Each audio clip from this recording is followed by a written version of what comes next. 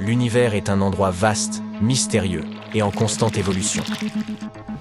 Mais tout comme nous avons des photos de nous quand nous étions bébés, les scientifiques ont également une photo de bébé de l'univers.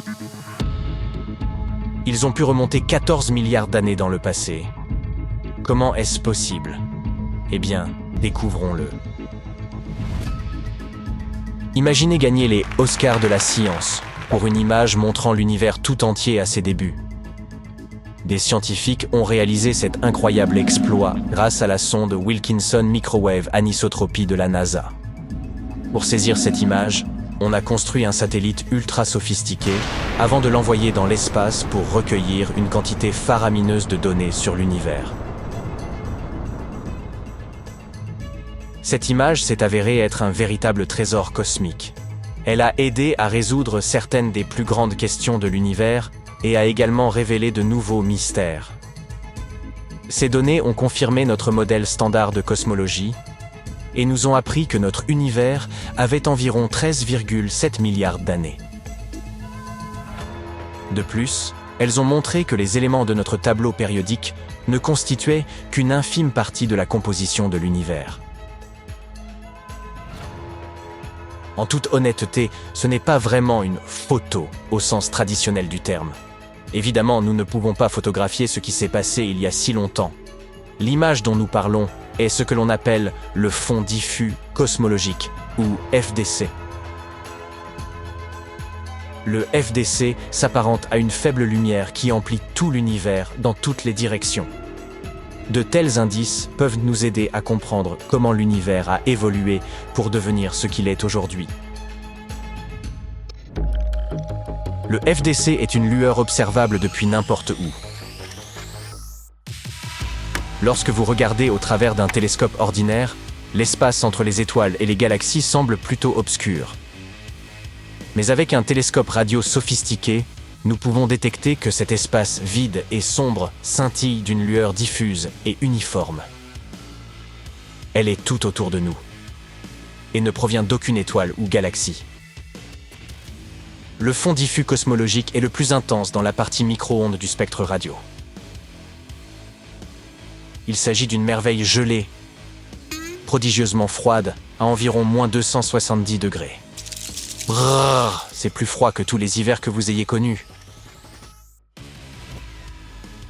Cette ancienne lumière s'est formée environ 380 000 ans après le Big Bang, lequel s'est produit il y a environ 14 milliards d'années.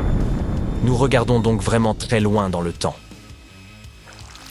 À ses débuts, l'univers ressemblait à un épais brouillard de plasma surchauffé, atteignant presque 280 millions de degrés Celsius.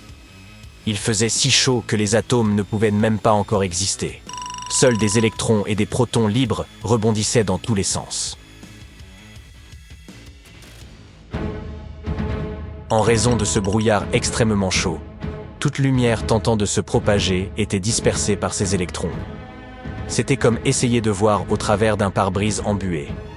Puis, l'univers a commencé à se dilater dans toutes les directions, à l'image d'un ballon cosmique en constante expansion. Et cette expansion se poursuit encore aujourd'hui. À mesure que l'univers s'étendait, il se refroidissait également. Lorsqu'il a atteint l'âge de 380 000 ans, il s'était suffisamment refroidi pour que les électrons et les protons puissent s'associer. Ces petites particules ont commencé à se combiner, formant principalement des atomes d'hydrogène. Ce moment a marqué la transition vers un univers transparent, semblable à une grande baie vitrée. Cette transition magique est connue sous le nom d'époque de la grande recombinaison. Une fois cette ère brumeuse achevée, la lumière a pu librement voyager. L'univers est alors devenu un vaste terrain de jeu pour les photons, libre de rebondir et de se répandre. Comme vous le savez, la lumière possède une vitesse fixe, 300 000 km par seconde. Et il faut du temps pour que la lumière provenant d'endroits lointains nous atteigne. Ainsi, le FDC représente-t-il la lumière la plus ancienne de l'univers ? C'est comme une capture du moment où l'univers commençait tout juste à devenir clair et transparent. En voyageant à travers l'espace, cette lumière a connu de nombreuses péripéties, telles que la formation des étoiles et des galaxies. En chemin, elle a perdu de l'énergie et s'est transformée en micro-ondes. Invisibles à nos yeux, mais détectables au moyen d'instruments spéciaux. Par ailleurs, certains éléments perturbateurs peuvent altérer les données, comme les amas galactiques, par exemple. Ce sont de grands groupes de galaxies qui se rassemblent dans l'espace. Lorsque la lumière ancienne du fond diffus cosmologique les traverse, ces amas déforment sa trajectoire, comme si l'on renversait de l'encre sur un précieux manuscrit ancien. Les scientifiques doivent donc inventer de nouvelles techniques et utiliser des ordinateurs de pointe pour voir à travers ce désordre et décoder correctement les informations. Pour toutes ces raisons, le FDC n'est pas parfaitement uniforme. Il présente des motifs et de petites irrégularités. Ces schémas uniques s'y sont comparables à l'empreinte digitale de l'univers. Les scientifiques utilisent des outils sophistiqués tels que le satellite Cosmic Background Explorer et la sonde Wilkinson Microwave Anisotropy pour étudier ces motifs. Le premier, qui est notre caméra cosmique, a produit la première carte du ciel en micro-ondes entre 1989 et 1993. Pourquoi l'étudions-nous ? Eh bien, parce que le fond diffus peut nous en révéler beaucoup sur l'univers primitif, son expansion, la quantité de matière normale et de matière noire qu'il contenait alors, la forme globale de l'univers, et bien d'autres choses encore. En somme, nous jouons les détectives cosmiques, en tentant de déchiffrer les mystères de notre monde à travers de petits indices et autres empreintes. Quels sont les résultats de ces recherches ? Eh bien, des outils impressionnants comme la sonde Wilkinson nous ont permis de découvrir des faits étonnants. Par exemple, nous avons appris que nous ne pouvions en réalité observer que 5% de l'univers. Vous pouvez visualiser l'univers comme une immense tarte cosmique. Les chercheurs ont découvert que 68% de cette tarte était composée de ce que l'on appelle l'énergie sombre et 27% de matière noire. Seul un maigre 5% est constitué de matière ordinaire, celle que nous, les humains, pouvons percevoir. Ainsi, la majorité de l'univers nous est proprement inconcevable. Nous avons également découvert ce qui s'était passé au début de l'univers. Imaginez-le juste après le Big Bang. Il était extrêmement réduit, plus petit encore qu'un proton. Et tout ce que nous voyons aujourd'hui était comprimé dans cet espace minuscule. Les règles de la mécanique quantique, permettant des phénomènes étranges et imprévisibles, étaient alors à l'œuvre. La matière et l'énergie se comportaient étrangement, apparaissant et disparaissant tour à tour.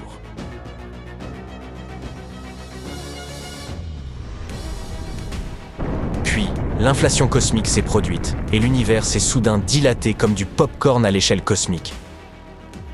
Il est devenu un quadrillion de fois plus vaste, générant des vagues de chaos gravitationnel.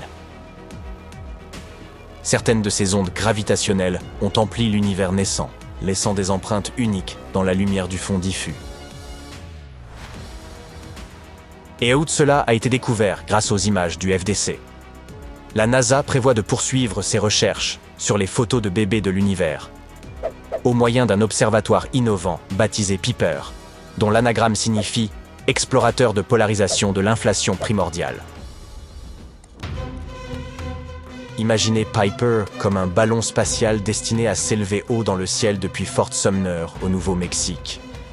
Il est équipé de 2 puissants télescopes, placés dans un conteneur de la taille d'un jacuzzi rempli d'hélium liquide. Cet hélium est extrêmement froid, soit environ moins 270 degrés Celsius.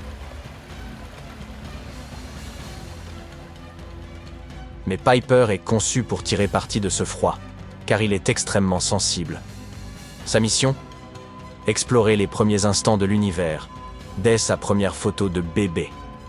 Lorsqu'il se trouvera en orbite, Piper examinera le fond diffus cosmologique avec une précision minutieuse à la recherche des motifs cachés qui renferment les secrets de l'évolution de l'univers.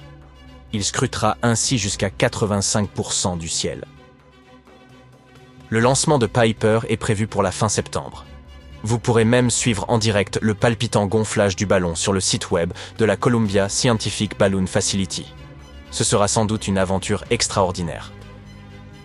Ainsi, le fond diffus cosmologique est-elle un compteur voyageant dans le temps pour nous offrir de précieux indices sur le passé fascinant de l'univers. N'est-ce pas formidable? L'espace regorge de surprises, et il en reste tant à découvrir. Gardez les yeux braqués sur les étoiles, et qui sait quelles autres merveilles nous attendent.